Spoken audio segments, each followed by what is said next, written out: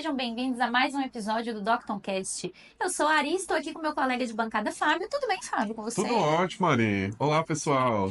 E hoje a gente vai falar de um assunto muito sério, que é políticas de combate à fome.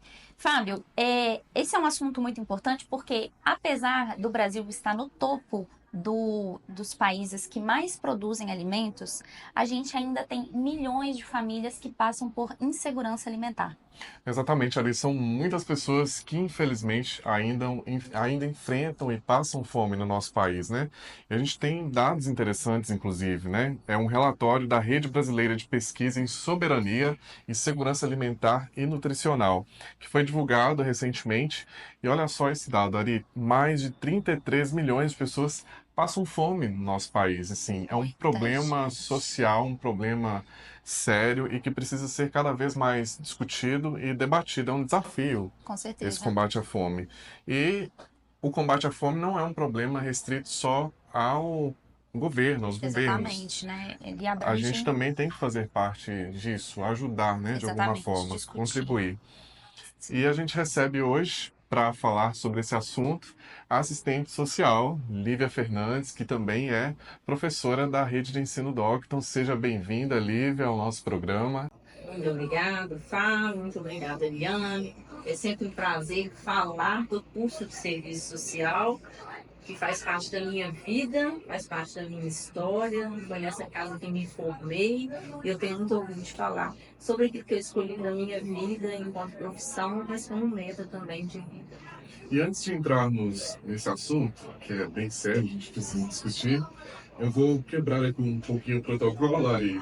Eu queria que você falasse, Lívia, o que significa, o que representa para você hoje ser assistente social. Então, eu falo que a profissão me escolheu, não foi eu que escolhi a profissão. E não tenho, e eu gosto de falar muito sobre isso, porque eu acho que a gente tem que primar pela verdade. Eu tenho uma gratidão muito grande pela minha mãe, que na verdade, quando o curso começou em Caratinga, ela falou comigo assim: minha filha, eu estava tentando o terceiro ano, escolhi, acho que você lá no vestibular, vai fazer serviço social. Ninguém ouvia falar em serviço social. Eu comecei a estudar em 1998, né? Eu não tenho tempo de profissão, né, gente? Já tá aí no velho, mas não. E aí eu me encantei com a profissão, né? E ela foi tomando um espaço na minha vida. E tomou um espaço muito grande na minha vida quando eu comecei a fazer o estágio a partir do quinto período na Uncine. Porque assim que eu comecei o estágio, eu também fui contratada para trabalhar na FUNCIMI, né? FUNCIMI, Fundação Educacional Cidade dos Meninos, que trabalha com o que eles chamam de guardinha, né? Os menores aprendizes. E aí isso aí marcou muito a minha vida. Eu tive uma experiência de trabalhar na FUNCIMI por 10 anos. E ali eu conheci a realidade muito perto. A Funcine, naquela época, ela atendia 1.500 crianças e tinha crianças inseridas no mercado de trabalho, adolescentes, né, que inserem no mercado de trabalho. Mexeu muito com a minha vida. Me formei em 2001 e aí eu estou fazendo aí 23 anos, né, de profissão, né, com muito orgulho. Eu tenho muito orgulho da profissão que eu escolhi. Eu penso que é uma oportunidade para mim ser assistente social e lidar com a vida das pessoas, que é o mais importante. Lívia, aproveitando a pegada dessa questão da assistência social, sempre tem pessoas que entendem que a missão delas é muito maior, que elas precisam também ajudar as pessoas que precisam. Eu acho que o papel do assistente social está muito vinculado a isso. Eu queria que você falasse um pouquinho para a gente, para as pessoas que têm essa vocação de ajudar, de entender, de ser empático com o problema alheio, por que elas devem olhar também com carinho para a área do serviço social? É muito legal você tocar nesse ponto, Mariana, porque uma coisa é uma missão. E é muito claro quando o aluno chega no curso de serviço social. Eu gosto de fazer sempre questão, né, de trabalhar no primeiro período, que eu pergunto assim: o que você está fazendo no curso de serviço social? E aí a pessoa fala assim: porque eu gosto de ajudar as pessoas, porque lá na minha igreja eu faço trabalho social. Eu falei: que bom, então agora a gente vai profissionalizar a sua, o seu dom, a sua missão, você vai trazer, porque hoje o serviço social, além de ser uma profissão que tem uma missão, que faz parte de um projeto ético-político, você também precisa de estar inteirado, precisa de entender de leis, porque senão vai ser assistência pela assistência e qualquer um pode fazer. Mas se você não acreditar naquilo que você se propõe a fazer, entender que isso é uma missão, você também não consegue separar da sua vida. Eu gosto muito de falar sobre isso porque no meu dia a dia, eu sempre me vejo com ações que são muito voltadas para a minha profissão. Porque eu me sensibilizo muito com o que é do outro, a questão do outro, de estar no lugar do outro, a questão da empatia, de buscar formas de viabilizar a emancipação social das pessoas. E me sensibiliza muito isso, né? Eu tenho várias experiências e vira e mexe eu encontro com pessoas que estiveram junto comigo, assim, quando eu comecei a minha profissão, e isso mexe muito comigo, porque às vezes você conhece pessoas que você contribuiu, que você fez muita diferença na vida delas, e outras pessoas que, por mais que eu tenha feito o meu trabalho com muita certeza que eu fiz, ela não seguiu o caminho que ela poderia seguir e às vezes não teve tanto êxito na vida, na vida mesmo. Então, é um caminho de uma missão, uma escolha, mas que nem sempre a gente vai ter resultados daquilo que a gente faz. Eu falo muito isso com os meus alunos. Estou aqui na sala, gente, estou como professor. Dentro de sala de aula, todo mundo vai receber o mesmo conteúdo, mas cada um vai aplicar de uma forma diferente. E aí, vai de cada um acreditar no projeto de política e entender que a profissão, o que é na sua vida da profissão. É uma profissão que faz muita diferença mesmo para as pessoas, né? Faz, e é muito bom.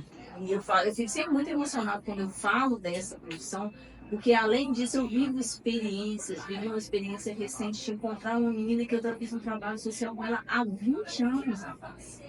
E encontrei com ela outro dia e ela numa situação muito difícil. E eu fiz uma intervenção, tentei ajudar, só que tempo não ajudou. Quando eu estava fazendo um trabalho, que não era um trabalho de assistência, mas um trabalho humano com ela com 37 anos faleceu. Isso mexeu muito comigo. Eu falei, gente, eu não posso afastar das pessoas. Eu tenho que fazer isso antes que o tempo venha e me tome as pessoas. Então, eu pensei, a nossa profissão, ela faz muito... O serviço social faz muito profissão. Eu tenho muito orgulho de ser assistente social. Eu gosto de falar isso. Eu sou assistente social. Bacana a sua trajetória, Lívia. Eu quero aproveitar para parabenizar você pelo Dia do Assistente Social e também a todos os assistentes sociais que nos acompanham aqui pelo Lockdown Cast. Parabéns para vocês. Fazem diferença no mundo. Agora, continuando aqui o nosso bate-papo, muito interessante, a gente trouxe um tema aqui essencial e importante também, que é o combate ao crime no Brasil. A gente vai entrar nesse assunto a partir de agora, Lívia. E para começar, eu queria que você explicasse o que é a fome no contexto das políticas públicas e como que ela é identificada. E a gente vê que a fome, ela está presente em todos os cantos do país. E mais perto da gente. E mais próximo do que a gente imagina realmente, porque aqui em Caratinga, por exemplo, a gente acredita, acha que não tem pessoas, não existem pessoas que estão passando fome, e a gente sabe disso. Hoje eu não atuo diretamente como assistente social, mas eu relaciono com a cidade. E relaciono com alunos que estão inseridos no campo de estágio. Quando a gente fala de fome, parece que é uma coisa muito distante. Mas a fome, ela é fome de tudo. Ela é fome de acesso, ela é fome de política pública, é fome de saúde, ela é fome de educação. Existe um problema que é estrutural. A gente tem um problema que é estrutural, onde a riqueza ela concentra na mão de poucos. E muitas das vezes a outra parte que não tem esse acesso, ela passa fome. Existem benefícios sociais que visam e trazem aí como lema o combate à fome, mas muitas das vezes ele não é suficiente. Porque não adianta você só dar o benefício se você não tem um trabalho de educação, de violência, de economia doméstica com essas pessoas, para elas se organizarem também. Por quê? Porque a pessoa que está em situação de vulnerabilidade social, e eu já vivi muita experiência disso, às vezes ele está em busca de uma cesta básica. A cesta básica ela chega, mas a carência ela é tão grande que por um dia ela é consumida. E ela não é consumida só por quem precisou da cesta básica, ele dá para o vizinho que precisa, dá para o outro que precisa. Então a fome ela é um problema estrutural que precisa de ser combatido com políticas públicas que também eduquem as pessoas para estarem preparadas a lidar com isso. A educação ela faz parte também dessa realidade. E é um problema realmente que existe, que faz parte da nossa realidade, muito mais perto do que a gente imagina. Lidar com essa questão de insegurança alimentar, que a gente acha que só existe em lugares muito distantes, é uma coisa que está muito mais próxima da gente e que às vezes a gente fica muito alheio, né? E aí eu queria te perguntar sobre os principais fatores que contribuem para essa situação de insegurança alimentar. mesmo a gente sendo uma das maiores produtoras de alimentos do mundo, do Brasil, né? Sim.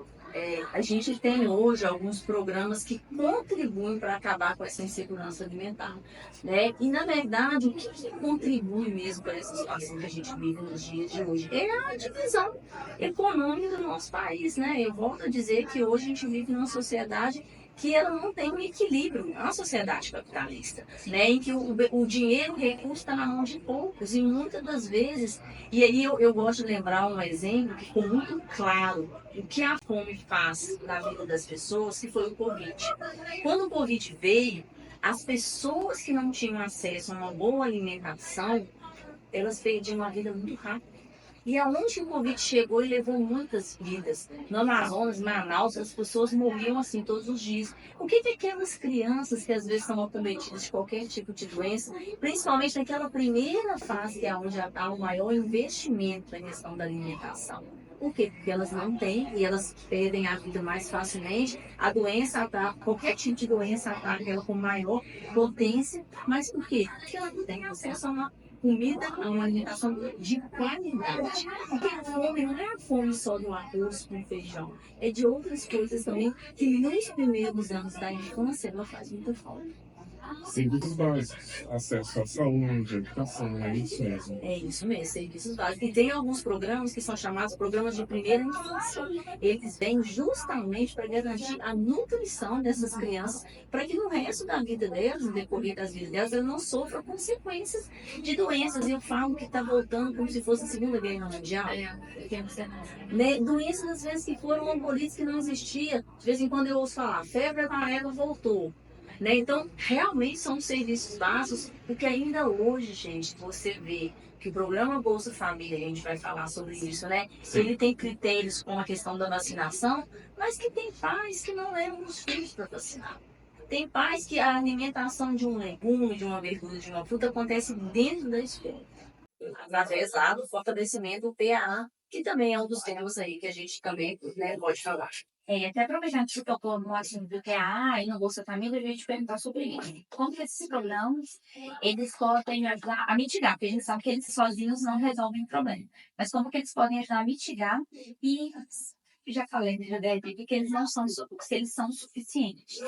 Isso aí, na verdade, o que acontece? O PAA, que é o Programa de Aquisição de Alimentos, ele vai fazer, né, ele adquire dos produtores rurais da cidade um percentual X de alimento para que ele seja redistribuído para entidades, instituições de longa permanência, escolas, e isso vai trazer uma merenda de qualidade. Porque hoje a escola ela tem uma merenda de qualidade, a criança tem suco, a criança tem uma sopa de qualidade, isso graças ao PAA. Gente, tem um histórico aí também que nós ficamos aqui há alguns anos sem esse PA. E isso trouxe prejuízo para produtores que acabam que tinham a renda fixa, porque a gente sabe que não é fácil o produtor se manter também. Não. E aí vem chuva, vem sol, e aí o que o PA ele ajuda? Ele orienta esse produtor, que ele é um programa de aquisição de alimentos, também que faz parte do banco de alimentos, mas que existe todo um suporte para esse produtor. Orientar, às vezes, se está chovendo, está fazendo sol e não consegue produzir outra coisa, não deixar de ter um rendimento, substituir um alimento por outro, e substituir na escola também. E essas crianças, elas vão ter esse alimento de qualidade dentro da escola. Esse é um tipo de fortalecimento e uma forma de diminuir, mitigar mesmo esses problemas hoje que é a fome. Outra forma de enfrentamento também é o programa Bolsa Família, que tem critérios de elegibilidade. A pessoa é cadastrada no cadastro único, tem que ter o perfil, né, tem que ter um número de pessoas por família, tem que ter a renda per capita, e ela vai receber um recurso que, em tese, é para contribuir para que a criança esteja na escola, para a criança frequentar o posto de saúde. E aí, atrelado a isso, a gente vê outros problemas sociais. A criança que vai para a escola, porque o pai dele que seja da escola, e aí às vezes ele não dá um recurso suficiente para a criança estudar também. A criança que às vezes traz um problema na escola, mas vai porque ela é obrigada a ir na escola. Então não adianta só você criar políticas públicas se de fato elas não são acompanhadas como devem ser acompanhadas, que não resolve o problema. Eu lembro de algumas experiências que foi distribuindo filtros num determinado local. na comunidade. As pessoas plantaram, fizeram várias coisas com filhos. Eram outras funcionalidades. Outras funcionalidades. Então não adianta, gente. É um trabalho também de conscientização, de educação. E as pessoas estão super abertas a isso também. Mas é preciso comunicar com as pessoas. Para que serve isso? Qual é o objetivo? Não adianta você estar lá no médico fazendo atendimento, dando remédio para bem para criança, se o médico às vezes não tem a sensibilidade do assistente social, procura saber onde essa criança vive, qual a condição que ela vive e orientar a família. Lívia, agora como funciona a atuação da assistência social no combate à fome? Quais são os principais desafios enfrentados por profissionais dessa área? Eu acredito que é um desafio enorme, são desafios enormes, não são poucos. Por isso que a gente fala que ser assistente social é uma missão, né? Porque o assistente social, hoje, né, a política de assistência social, ela desenvolveu muito no período entre 2004, 2014. Ela teve um grande avanço de reconhecimento, sobretudo, do trabalho profissional da política pública de assistência como uma política pública necessária. Isso aconteceu e fortaleceu muito a política. Foi nessa época que foi criado a nova SUAS, né, ou SUAS, que é o Sistema Único de Assistência Social. A gente seguiu o mesmo pilar do SUS, né, Sistema Único de Saúde, e hoje vem o SUAS. E com o SUAS, que é de 2004, ele vem organizando a política de assistência. E a partir do SUAS foram criados os CRAS, Centros de Referência de Assistência Social, que é localizado por territorialidade. Então, hoje, a assistência está presente nos bairros de maior vulnerabilidade social. E é lá que o assistente social desenvolve toda uma política de assistência, de envolvimento com a sociedade, com a comunidade, de envolvimento, por exemplo, com criança, com idoso, através de serviços que ele presta, como, por exemplo, o serviço de fortalecimento de vínculos, né? Que a gente convivência e fortalecimento de vínculos. É a oportunidade que a criança está ali, dentro do projeto, fazendo atividades, sendo atendida, sendo orientada, a família acompanhada. Isso tudo faz parte de uma rede de atendimento que vai contribuir para poder compreender a situação social daquela pessoa. Hoje, eu penso assim, quando uma pessoa chega a buscar uma cesta básica, é porque realmente a gente ama a precisão. Lógico, a gente tem usuários que às vezes não conseguem está num patamar de emancipação, está naquela condição que a gente precisa de acompanhar, viabilizar, mas hoje a questão de uma cesta básica é uma questão de urgência, porque todas as políticas antes são feitas, são construídas visando antecipar uma situação de necessidade dessa. Na verdade, o assistente social é um profissional que não fica no escritório e ele vai conhecer a realidade das pessoas que ele dá suporte, né? E eu acho que essa é a maior riqueza do trabalho do assistente social. E lembro quando eu fui estagiária, quanto aprendizado eu tive, porque você tem que ter sensibilidade, você entra na casa do seu usuário, você invade a privacidade dele, a gente tem que ter muita sensibilidade. São coisas tão pequenas que eu falo assim, gente, o assistente social chega ali com uma prancheta e pergunta o nome. E vai marcando. E a pessoa pergunta assim, gente, mas por quê? Por que isso? Pra que isso? Pra que isso? Tem água na sua casa? Tem luz? Você está vendo que não tem luz? Precisa de fazer isso? Né? Precisa de colocar aquele usuário numa condição que expõe mais ele ainda, né? Então, por que você não pode conversar com o seu usuário, pode sentar, pode ali ver o que está vivendo no ambiente dele, tentar criar uma relação de confiança, de uma posterior visita, de orientação, de uma limpeza, são coisas tão básicas que o sistema social pode fazer, de uma limpeza numa casa, de um entendimento que o filho precisa de ir para a escola, que precisa de ter uma rotina em casa, que o Bolsa Família ele serve para isso. Isso tudo é papel do assistente social. Ele vai trabalhar com a vida das pessoas e ele vai transformar a vida das pessoas. Lívia, agora de que forma a sociedade, de que forma a nossa população pode contribuir para erradicar a fome? A gente vê muitos projetos comunitários, ONGs e outras iniciativas. Isso faz muita diferença, essa participação dessas ONGs, associações, juntamente com o trabalho da assistência social. É engraçado que o terceiro setor né, que são todas esse trabalho da sociedade civil, ele veio assumir um papel a partir da década de 90, foi o neoliberalismo, que foi mesmo o Estado saindo um pouco do seu papel e deixando para a sociedade civil assumir. E acabou tornando-se necessário, né? Muitos serviços prestados hoje dentro da cidade é um serviço que às vezes o município deveria ter, ele não consegue ter, e aí ele faz um convênio com esse serviço, ele presta esse serviço. Hoje as pessoas são muito mais solidárias, né? E sensibilizadas mesmo a essa situação de ajuda ao próximo, né? Mas muitas das vezes, se você não fizer da forma correta, você contribui para a permanência dessas pessoas naquela condição. Né? Então, como que eu posso orientar uma pessoa em situação de rua, contribuir com a pessoa que pede alguma coisa na sua casa para comer? Não é, às vezes, você dando dinheiro, você dando para ficar liberado da pessoa. É tentando ver também, entender, porque as pessoas hoje têm receio até de ajudar. Sim. Mas, de uma forma geral, as pessoas têm se movimentado muito.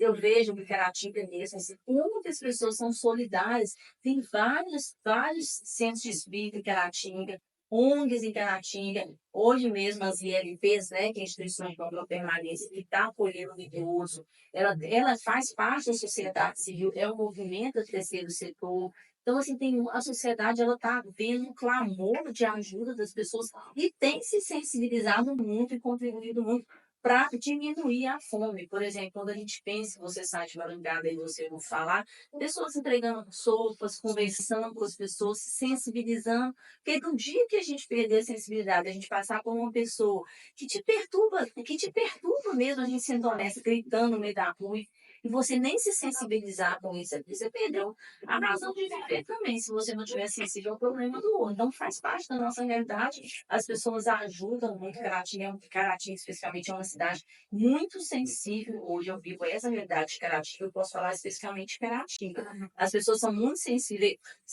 à realidade do outro, mas a gente também tem que saber como que a gente vai contribuir para que a gente acabe não fazendo com que essa pessoa contribua para a permanência dela naquela condição e dar uma saída dela. E até aproveitando essa questão das pessoas que precisam, a gente sabe, você até já falou um pouco sobre o papel dos CRAS, e eu queria te perguntar, para as pessoas que estão nessa situação de vulnerabilidade e de insegurança alimentar, como que elas fazem para procurar ajuda? A quem elas devem recorrer? O CRAS é sempre a porta de entrada da política de assistência social dentro de um município. A pessoa tem que procurar o CRAS.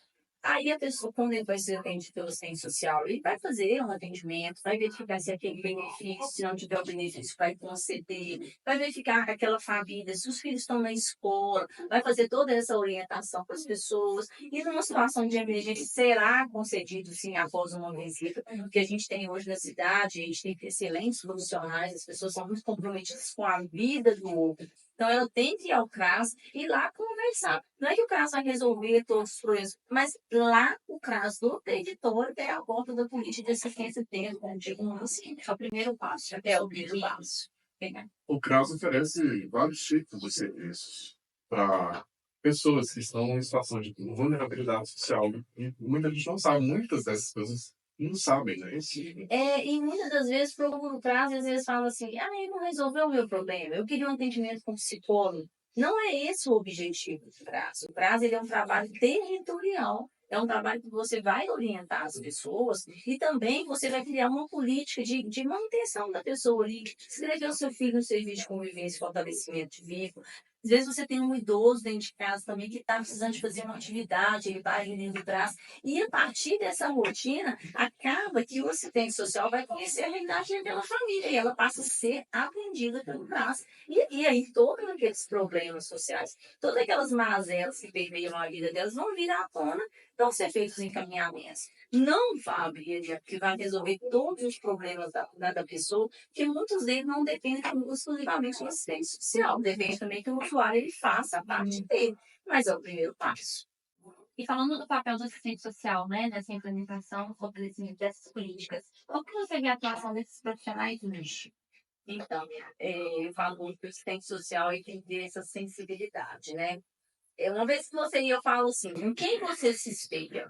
Quando algum aluno fala assim, porque eu não acredito nessa profissão.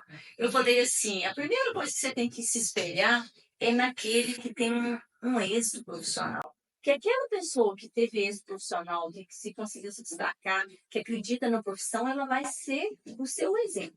Aquele que não teve nada disso, ele não deve deixar de ser o seu exemplo. Eu falo isso com meus alunos estagiários. Gente, é um processo de aprendizado. Se você vai ter um aprendizado e você vai querer ser igual aquele que teve isso na profissão ou aquele que não teve isso na profissão. Então, o assistente social, ele é bom naquilo que ele faz.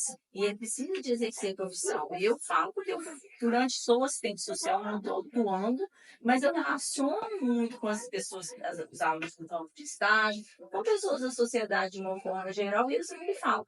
Eu tenho muito orgulho de falar do trabalho do assistente social, porque eu vivi essa realidade e eu vi o tanto que fez diferença na vida das pessoas e na minha vida mesmo. Eu gosto de me relacionar com as pessoas, eu gosto de estar no meio das pessoas, eu gosto de estar junto com as pessoas. Eu sei que isso é muito também uma formação acadêmica, né? Não é um toque de mágica, você precisa também, porque o conteúdo ele vem, o conhecimento ele vem, são vários autores, são várias disciplinas. Mas depende muito de você e daquilo que você acredita. Então, ser assistente social é isso, gente. É acreditar sobretudo que você pode fazer diferença na vida das pessoas. Se você quiser. Agora, se você não quiser, você vai ser só mais um assistente social. E a chegada, a hora do momento curso no DoctonCast. Bora falar do curso de serviço social, Ari? Só mais um pouquinho, né? Mas hoje ele merece esse destaque porque é o melhor dia dele. Então, tá liberado. É isso aí. Então, no momento curso, a gente direciona uma pergunta para o nosso entrevistado para que ele fale, né, como que é o... Vou focar aqui no serviço social, né? Como que é o contato, né, desse tema, das políticas públicas de combate à fome durante o processo de formação dos estudantes que cursam serviço social, como que é feito isso, né, esse trabalho com esses alunos? O curso de serviço social é um curso de formação de 4 anos. Desde o início do processo da formação acadêmica, o aluno tem acesso a disciplinas que façam com que ele consiga compreender o sistema que ele faz parte. Disciplinas como antropologia, sociologia, formação social, histórica e política, e disciplinas que voltem diretamente mesmo para a questão da história da profissão, que vai conseguir mostrar ao aluno por que ele está ali fazendo aquele curso e para que esse curso veio. Né? Então, quando a gente fala, e cada parte do curso, cada período do curso, ele vai se aproximando mais de políticas públicas de compreensão. Então, a partir do 4º período, o aluno começa a estudar política social. E é ali que ele vai começar a compreender como que é tudo que ele ouviu, que ele fala assim, professora, mas como é que eu vou usar Zé Paulo Neto, que é um autor renomado no curso de serviço social, lá na hora com o meu usuário? Eu falei assim, seu usuário nem conhece Zé Paulo Neto, né? Ele nem sabe quem tem que saber é você. E é uma outra coisa que eu falo, eu falo sempre, gente, você não tem que querer que os outros falem correto, que o assistente social... Não é, gente, a formação acadêmica é de vocês. E né, você não adianta você falar difícil com o seu usuário. Não precisa falar nós vai, nós vem, não é isso não. Mas você precisa falar acessível com o seu usuário. De uma forma que ele entenda. Que ele compreenda. E eu acho que isso é o processo de amadurecimento do aluno dentro do curso. Quando ele chega no 4º período, ele começa a ouvir falar de política social, de política de atendimento a crianças e adolescentes, do idoso, de tantas coisas, né, da legalidade, né, dessa parte legalista da formação acadêmica. Ele tem que conhecer de lei. Né? Eu não fiz direito, mas eu preciso de conhecer isso, porque faz parte da formação acadêmica. A gente tem disciplina de psicologia, direito, tudo isso faz parte da formação acadêmica, tudo aquilo que o aluno vai levar para si, para na hora que ele entrar no campo de estágio, e aí é o momento crucial do aluno, né? Ele fala assim, eu estou aqui para isso ou eu vou embora. Ou seja, a abrangência do curso ela é muito maior do que às vezes a gente consegue ver, né, amiga? Assim, não é só tem as políticas públicas, mas ela é muito abrangente. E isso acontece a partir do 5º período, né? O 4º período começa as políticas públicas e no 5º ele vai para o campo de estágio. Aí que ele vai conhecer a realidade.